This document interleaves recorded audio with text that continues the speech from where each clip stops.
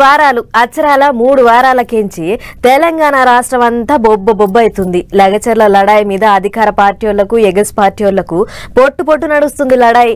బాధితులకు అండగున్నామని కార్ పార్టీలు, మేము వాళ్లకు మంచి చేద్దామని చూస్తున్నామని షే పార్టీలు. తెలంగాణ గల్లీకెంచి ఢిల్లీకి షేర్నా వడుస్తలేదుగా పంచాది.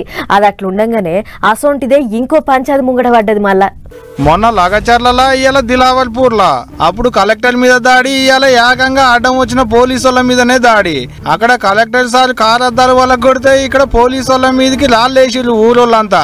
నిర్మల్ జిల్లాలున్న దిలావల్పూర్లో ఇథనాల్ ఫ్యాక్టరీ పెడతామన్నందుకు ఎట్టెట్ట పెడతారో పెట్టులు చూసుకుంటామన్నట్టే మార్లబడ్డది కా ఊరి పబ్లిక్.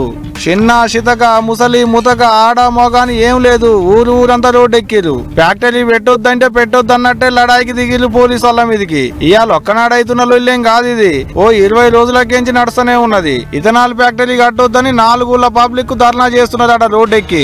అట్టగా ధర్నా చేసేటోళ్లను అరెస్ట్ చేసేందుకు పోలీసులు బండ్లేసుకొని బలగాన్ని ఎంబడేసుకొని ఊళ్ళకు పోతే ఊర్లే దండు కట్టినాయి. వచ్చిన పోలీసుల మీదకి గీతీర్ల మార్లబడ్డారు.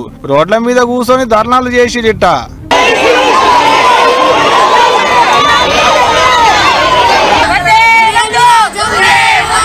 మొన్ననే లగచర్లకు వచ్చిన కలెక్టర్ను మడత పెట్టిరు. మళ్ళా నేను పోతే కాకోపంలో నన్నేడం మల్లుసరు అనుకున్నట్టున్నాడు కావచ్చు కలెక్టర్ సారు. వాళ్ళనే ఆయన ఆఫీస్కు రమ్మని మొదలబ్బ పంపించిండట. మళ్ళా రమ్మన్నాడంటే అందరిటనే గుంపు పోయేందుకేం లేదు, ముఖ్యమైన వాళ్ళు 20 మందే పోవాలన్నట.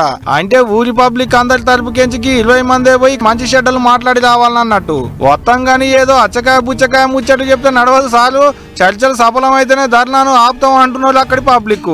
ఇక ఇదిట్టుంటేకి ఊరోళ్ళు చేసేటి ధర్నాకు గవర్నమెంటే దిగొచ్చింది. ఇథనాల్ ఫ్యాక్టరీ కట్టేందుకు చేస్తున్న పనులన్నీ ఏడి ఆన్నే ఆపేయాలని కూర్చు కలెక్టర్ సారే ఆర్డర్లు వేసిండు అధికారులకు. గిట్టా ఓడిపోతాలు కోటి అన్నట్టు రోజు కోడి పుట్టుకొస్తున్నాయి తెలంగాణలో పంచాదులు. ఆడబడి ఈడబడి లగచర్ల లడాయి తెలంగాణ గల్లీకెంచి ఢిల్లీకి వాకింది. మరి చూడాలకి ఈ పంచాది ఎడిగిపోతుందో ఇక.